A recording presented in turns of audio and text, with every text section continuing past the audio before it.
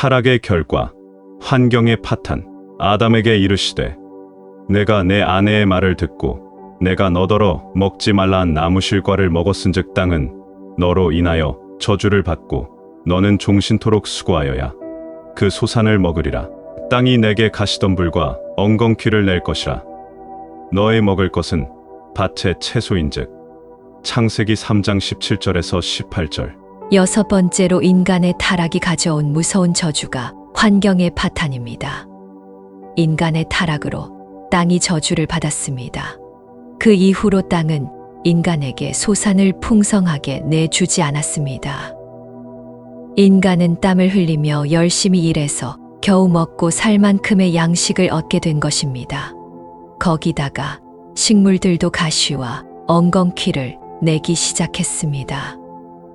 노아의 홍수 이후로 양식이 부족하게 되자 짐승들이 고기를 먹기 시작하면서 짐승들에게 송곳니가 나기 시작했습니다. 인간들은 이렇게 자연과의 관계 속에서도 불의한 관계가 되어 버렸습니다. 자신들의 유익을 위해 언제든지 자연을 훼손하고 자연은 그 복수로 인간들에게 태풍과 기근과 홍수로 보답합니다. 그리고 지구온난화 현상이 이렇게 진행이 되면 앞으로 지구상에 존재하는 많은 동식물이 멸종된다고 합니다. 이게 다 인간의 탐욕이 불러온 재앙입니다. 그런데 2000년 전에 하나님의 아들이신 예수 그리스도께서 이 땅에 오셨습니다. 그리고 폭풍이 이는 바다를 향해 외쳤습니다. 바다야, 잔잔하라. 그 사건은 타락으로 말미암아 어긋난 인간과 자연과의 관계가 예수 그리스도 안에서 다스리고 복종하는 관계로 회복되었음을 암시하는 사건입니다. 그래서 이사야는 하나님 나라를 이렇게 묘사합니다. 그때의 이리가 어린 양과 함께 살며 표범이 어린 염소와 함께 누우며 송아지와 어린 사자와 살찐 짐승이 함께 있어 어린아이에게 끌리며 암소와 곰이 함께 먹으며 그것들의 새끼가 함께 엎드리며 사자가 소처럼 풀을 먹을 것이며 젖먹는 아이가 독사의 구멍에서 장난하며 젖된 어린아이가 독사의 굴에 손을 넣을 것이라. 내 거룩한 산 모든 곳에서 해됨도 없고 상함도 없을 것이니 이는 물이 바다를 덮음같이 여호와를 아는 지식이 세상에 충만할 것임이니라.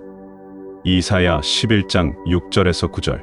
회복된 모든 피조물이 이제 하나님에 대한 올바른 지식에 근거하여 서로 사랑하고 아껴주며 강한 자와 약한 자의 구별이 사라지고 자신의 자랑과 욕심을 위해 남을 공격하지 않아도 되는 그런 나라.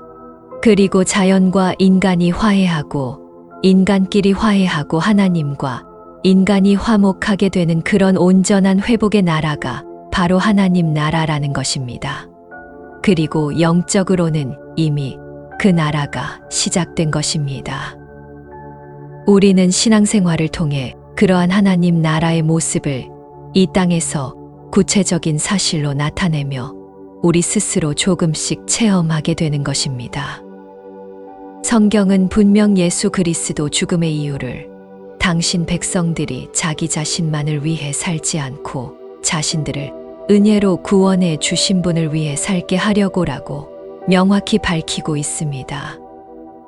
그가 모든 사람을 대신하여 죽으심은 살아있는 자들로 하여금 다시는 그들 자신을 위하여 살지 않고 오직 그들을 대신하여 죽었다가 다시 살아나신 이를 위하여 살게 하려 함이라. 고린도후서 5장 15절. 구원받은 사람들은 자기 자신을 위해 살지 않는 자로 지어져 가는 것입니다. 창세기 3장의 인간의 실패가 우리에게 어떠한 메시지를 주었습니까? 내 백성들아, 이제 너희를 위해서만 살던 그 이기적인 삶에서 돌이켜 내 말을 듣고 나에게 순종하는 사랑의 삶을 살아내거라 하는 것 같지 않습니까? 우리는 인간 타락의 결과 우리에게 나타난 급격한 변화와 하나님의 저주를 살펴보면서 바로 그러한 하나님의 음성을 들을 수 있어야 합니다. 노숙하는 노숙자들에게는 공통적인 특징이 몇 가지 있다고 합니다. 첫 번째는 그들 모두에게 희망이라는 것이 없다는 것입니다. 두 번째, 그들 모두가 어떤 중독에 의해 노숙자가 되었다는 것입니다. 술, 마약, 도박 등등의 중독에 의해 결국 자신을 통제하지 못하고 노숙자가 된다고 합니다. 그렇게 중독은 결국 사람을 황폐하게 만들고 마는 것입니다. 그렇다면 우리는 그 중독으로부터 자유롭습니까?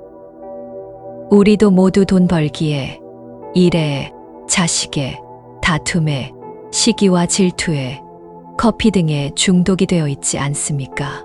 모양은 다르지만 모든 중독은 다 같은 기원을 갖고 있는 것입니다. 사람들이 끊임없이 무언가에 자신을 중독시키며 사는 것은 두려워서 그렇게 하는 것입니다. 맨정신으로 살기에는 죽음과 그 부산물인 질병, 가난, 전쟁, 고통 등이 두려운 것입니다.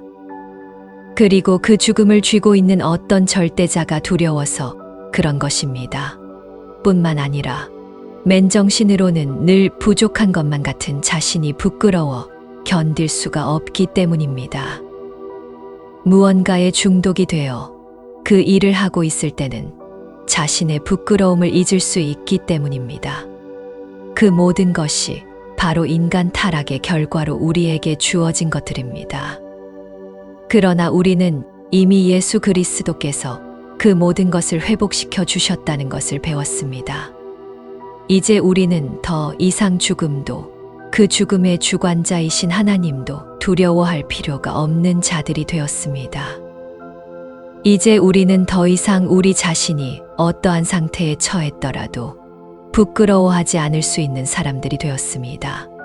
우리가 지금 어떠한 상태에 처해 있다 할지라도 그건 단지 일시적인 역할일 뿐이지 우리의 실존은 하나님의 자녀입니다.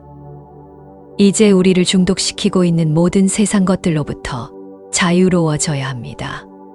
우리는 엉뚱한 것 두려워하느라 시간 허비하지 말고 또한 괜히 부끄러움에 자신을 자학하지 마십시오. 하나님의 말씀을 잘 분별하고 그분의 뜻에 순종하며 하나님의 자녀다운 삶을 잘 살아내는 데에만 힘쓰면 되는 것입니다.